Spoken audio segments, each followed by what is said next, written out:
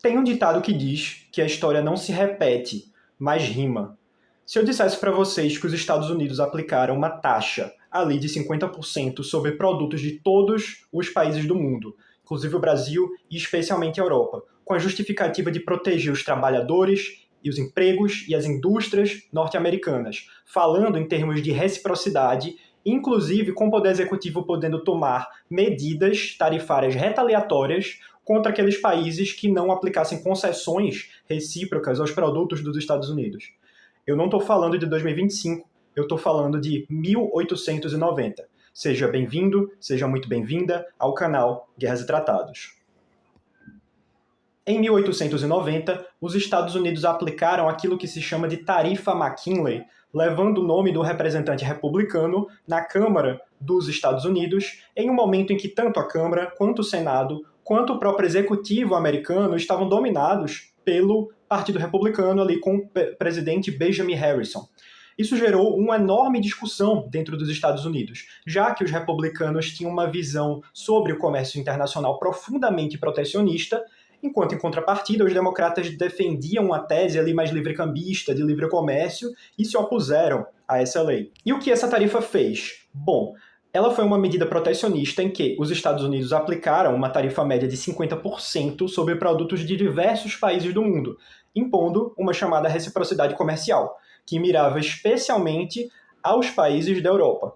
No entanto, e isso é importante, para nós brasileiros, dentre os produtos que estavam isentos ali dentro dessa tarifa, você tinha o chá, melaços, açúcar, couros e café. E esses três últimos produtos, açúcar, couros e café, eram produtos tropicais que o Brasil era um grande exportador para o mercado norte-americano. Então, como a partir dessa tarifa o executivo dos Estados Unidos poderia impor taxas caso os países do resto do mundo não fizessem concessões alfandegárias para os produtos norte-americanos, o Brasil logo assinou um acordo, que foi o chamado Tratado de Reciprocidade de 1891, ali um ano depois, após a aplicação da tarifa, Assim como a tarifa McKinley gerou também oposição dentro dos Estados Unidos, por parte dos democratas no Congresso americano, esse tratado ele também teve muita oposição dentro do nosso Congresso aqui no Brasil, já que havia uma desproporção ali com relação aos produtos brasileiros e norte-americanos que estavam beneficiados dentro desse tratado de reciprocidade, o que poderia inclusive dificultar o nosso incipiente processo de industrialização do país, ali do século XIX para a virada do século XX. Lembrem-se que os Estados Unidos eles tinham adotado tarifas e se fechado também com a argumentação de proteger setores industriais nascentes. E olha que os Estados Unidos já era um país com uma industrialização muito desenvolvida ali no final do século XIX. Então, eles propunham uma coisa para eles, enquanto se propunham, na verdade, o oposto para a gente, o protecionismo para eles, e impunham um livre comércio para o resto dos países do mundo e para o Brasil. Outra questão aí que foi tomada em conta dentro do debate aqui no Brasil foi com relação a um tema que era tabu, porque havia décadas que o Brasil não assinava tratados comerciais e bilaterais de comércio com potências estrangeiras, muito devido ao trauma que adveio ali dos tratados desiguais que foram assinados durante o nosso processo de independência. Mas como o Brasil queria garantir acesso preferencial ao seu principal mercado comprador, que eram os Estados Unidos, e éramos naquele período uma jovem república independente visando boas relações com os Estados Unidos, acabamos por assiná-lo em janeiro de 1891, e entrando em vigor em abril do mesmo ano. O tratado, inclusive, ali ele foi um marco, porque foi o primeiro tratado feito sob as condições da tarifa alfandegária McKinley. E a gente vai ver também um pouquinho como os demais países do mundo responderam a isso também. Mas, tratando desse tratado de reciprocidade, nele, o Brasil isentou um grande número de produtos norte-americanos de impostos de importação no Brasil, enquanto os Estados Unidos fizeram apenas para o couro, açúcar, melaço e o café brasileiros. Mas lembrem-se, é importante notar isso, que os Estados Unidos isentaram o café para não onerar seus consumidores e não como uma boa vontade ali com o Brasil necessariamente. O café era um produto que ele estava em grande expansão mundialmente e principalmente nos Estados Unidos, cujo consumo vinha crescendo fortemente no país. Então, para não onerar os consumidores, os Estados Unidos já dentro da tarifa ali colocou essa isenção para o café e o Brasil mostrou essa predisposição em negociar para garantir que isso fosse mantido. Da parte dos Estados Unidos, como a gente estava falando, as exportações brasileiras que já desfrutavam de ingresso livre continuaram a beneficiar-se dessa isenção tarifária, né, que foi o caso do café e da borracha, sobretudo, e isso foi estendido a outros produtos, sobretudo o açúcar nordestino. E esse é um ponto muito importante, porque ele foi inserido, a partir desse momento, o açúcar nordestino, visando justamente dar uma reavivada na economia açucareira do Nordeste do Brasil. Enquanto isso, do lado brasileiro, estavam isentos tarifas sobre o trigo, a farinha de trigo e outros alimentos. E também reduziu a 25% as tarifas sobre ferramentas e implementos agrícolas e outros produtos industriais que o Brasil importava do mercado norte-americano. Em suma, o interesse brasileiro no acordo se concentrava mais na entrada livre do açúcar, o que pode parecer um pouco contraproducente, no mercado norte-americano, do que o café, porque o café não tinha concorrentes. A gente quase que monopolizava a produção mundial de café. E essa entrada do açúcar, na verdade, serviria ali para agradar as elites, né, nordestinas também e permitir dar uma reavivada, uma estimulada na economia açucareira do Nordeste brasileiro, como eu havia comentado. No entanto, nem tudo são flores. E em maio de 1891, os Estados Unidos estenderam a isenção ao açúcar produzido pelas colônias espanholas de Cuba e Porto Rico, colônias espanholas das quais seriam tomadas pelos Estados Unidos um pouco depois, ali no finalzinho da década, em 1898, com a Guerra Hispano-Americana, né? E também, mais tarde, eles isentaram também colônias britânicas e mesmo a Europa. Então, ali, uma situação ficou um pouco feia para o Brasil, que via nesse acesso preferencial ao café como uma grande vantagem desse acordo, mas que agora já não tinha essa preferência. O açúcar brasileiro já estava em pé de igualdade com outros produtos, inclusive com produtos de países muito próximos aos Estados Unidos. Cuba está ali na porta dos Estados Unidos, então para os Estados Unidos comprarem o açúcar cubano era muito mais vantajoso em termos logísticos do que comprar o açúcar da região do Nordeste brasileiro. A gente vai falar, inclusive, como isso teve um papel do lobby da indústria de açúcar dentro dos Estados Unidos. Mas vamos continuando essa linha do tempo. Em 1892, os republicanos perdem a maioria em todos os âmbitos, tanto na Câmara, quanto no Senado, quanto a própria presidência dos Estados Unidos. O presidente republicano, que era o Harrison, ele perdeu a reeleição para o candidato democrata Grover Cleveland, que foi um forte crítico dessas tarifas aplicadas, né, pela tarifa McKinley. O encarecimento do custo de vida da população, inclusive, foi muito importante para essa derrota, que sentiam, né, o efeito dessas tarifas no aumento, na inflação interna nos Estados Unidos. Agora, com o Congresso majoritariamente democrata, eles se colocaram contra esses tratados de reciprocidade, como, por exemplo, aquele tratado de 1891 com o Brasil, justamente porque eles dificultavam acesso aos produtos de países que não estavam contemplados por esses tratados. Enquanto os republicanos queriam fazer esses acordos bilaterais para conceder preferências a determinados países e determinados mercados, para os democratas eles queriam um livre comércio mais amplo, então não era de interesse deles estabelecer esses pequenos acordos com cada um desses países que dificultassem e fossem um obstáculo, né, ao livre comércio. Assim, os democratas eles queriam, em suma, um comércio mais amplo e menos excludente, né, mais aberto. E por isso eles tentaram passar uma nova tarifa que modificava a tarifa McKinley, né, que seria a tarifa Wilson-Gorman, de 1894, em que reduziria ali as alíquotas da tarifa McKinley. Porém, a ação dos republicanos no Senado e o próprio lobby de corporações norte-americanas, que não ficaram nada satisfeitas ali, né, com essa redução dessas tarifas, que colocavam, né, seus produtos em pé de igualdade com produtos do resto do mundo, eles impuseram uma série de emendas a essa nova tarifa que implodiu a legislação. No final das contas, isso foi uma grande derrota para o presidente democrata, né, o Grover Cleveland.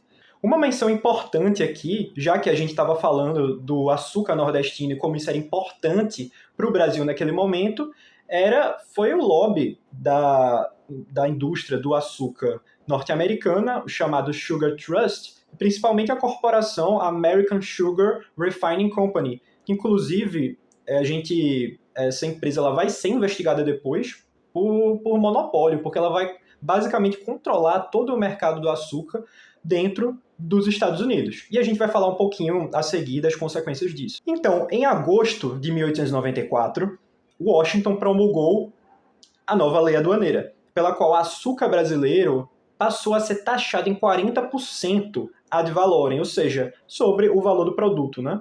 Um mês depois, o governo Floriano Peixoto, aqui no Brasil, denunciou o tratado de 1891, que foi aquele que a gente assinou com os Estados Unidos um ano depois da tarifa McKinley em 1890, e que deixou, né, de vigorar em 31 de dezembro de 1894. Então, esse tratado teve a duração de 1891 até 31 de dezembro de 1894.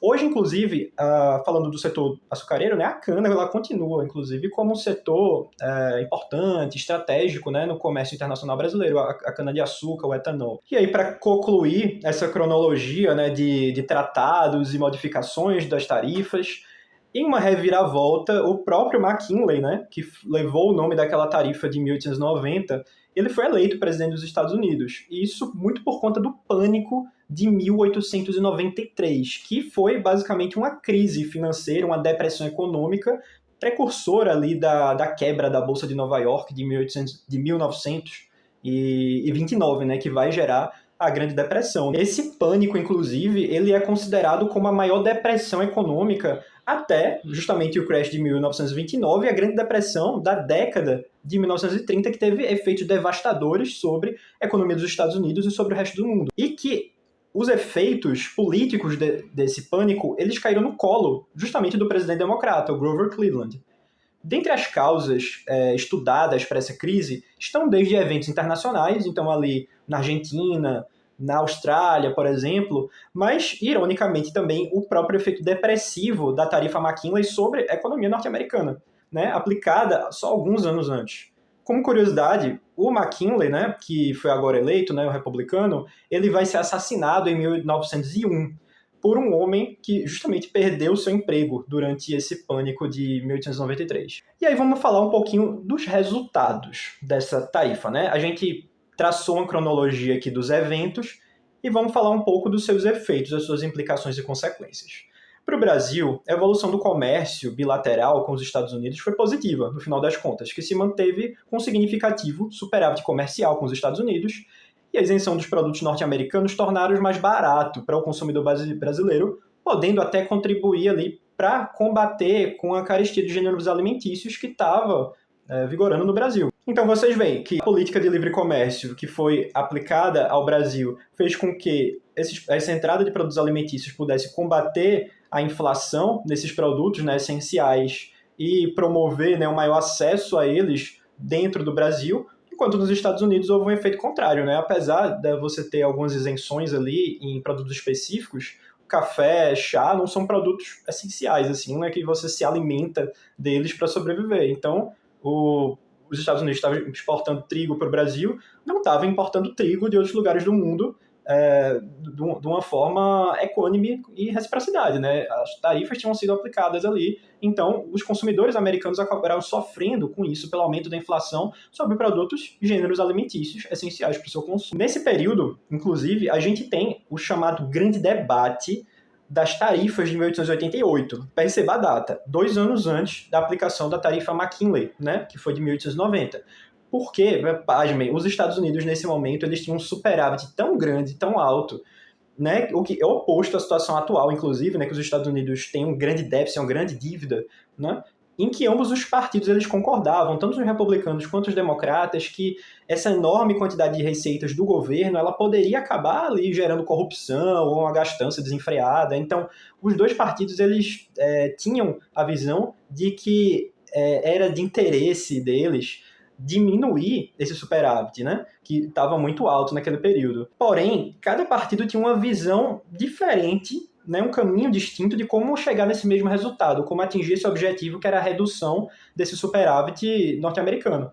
Para os democratas, eles queriam abaixar as tarifas justamente para diminuir as receitas com essas tarifas, enquanto os republicanos queriam aumentar as tarifas porque, consequentemente, aumentando essas tarifas, as exportações para os Estados Unidos seriam reduzidas, né? Eles importariam menos, e isso, no final das contas, reduziria, né, as receitas norte-americanas.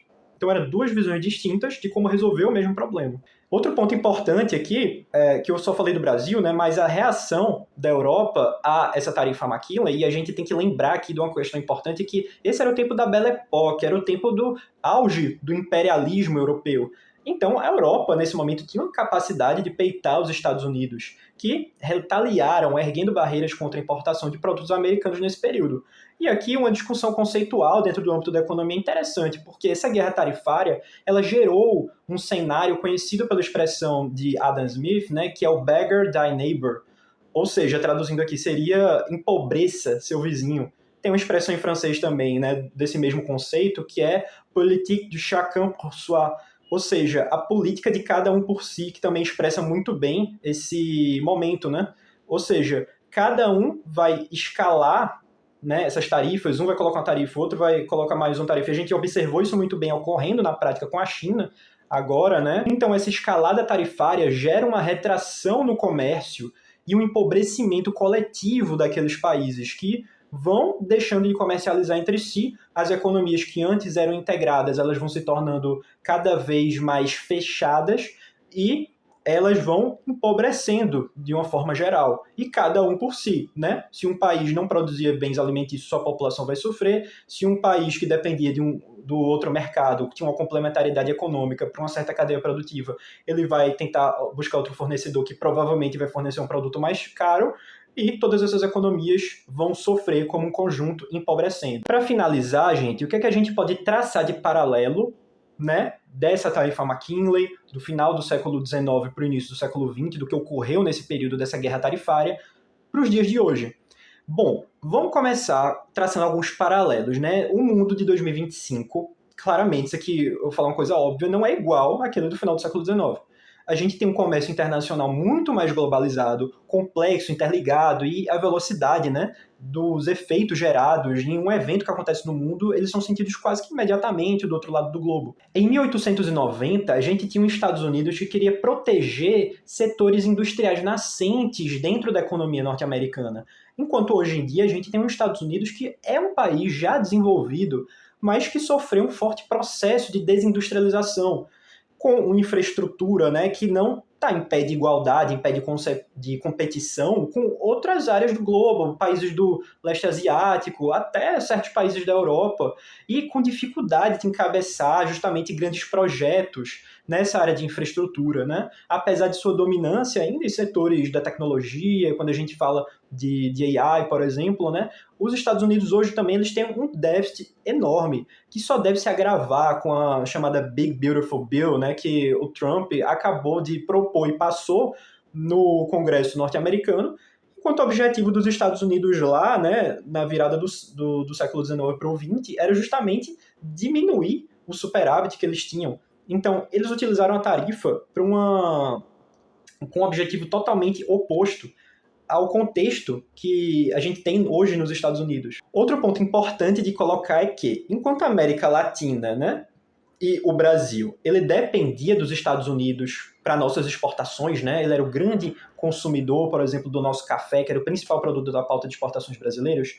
Hoje, o nosso café é a soja, e o principal comprador não é os Estados Unidos, é a China. Então, os Estados Unidos não têm o mesmo peso que eles tinham no século XIX e início do século XX para a América Latina. Isso não é verdade, por exemplo, em alguns casos, como países da América Central e do Caribe, como o México, por exemplo, que tem uma interdependência econômica muito forte com o mercado dos Estados Unidos, está inclusive dentro de um âmbito de um acordo de livre comércio, tem tratativas dentro do âmbito desse acordo com os Estados Unidos. Porém, para a América do Sul e para a maioria dos países no mundo, seja a gente tratando da África, seja a gente tratando da Ásia, os Estados Unidos não são o principal comprador dos nossos produtos. Em contrapartida, a gente viu, por exemplo, que exportações brasileiras de ovo, né, para os Estados Unidos são cruciais para eles no contexto da gripe aviária que ocorreu lá, ajudando justamente a combater essa inflação que acomete o consumidor norte-americano, que inclusive a gente viu notícias que eles estavam comprando ovo em unidade, né? Se a gente está reclamando do valor no ovo aqui, muito se tem a ver com a questão do comércio internacional, que os produtores brasileiros estão preferindo exportar para lá para ter lucros superiores do que se vendessem no mercado interno. com essas tarifas, o produtor vai ser desincentivado a fazer isso. E quando eu coloco esse ponto também, claro que tem setores da economia brasileira que são extremamente dependentes das exportações para os Estados Unidos, o caso do suco de laranja, por exemplo, que a gente viu nas notícias. Mas isso não se aplica de uma forma geral para todos os setores da economia brasileira, e o Brasil tem ferramentas e capacidades de retaliar os Estados Unidos em setores que vão doer muito, né? Principalmente no setor de serviços e propriedade intelectual. Então, não falando de bens, né? Propriamente ditos. Então, o mundo de hoje não é mais o mesmo de um século atrás. Mas será que as táticas de um século atrás vão funcionar hoje? Isso fica em aberto.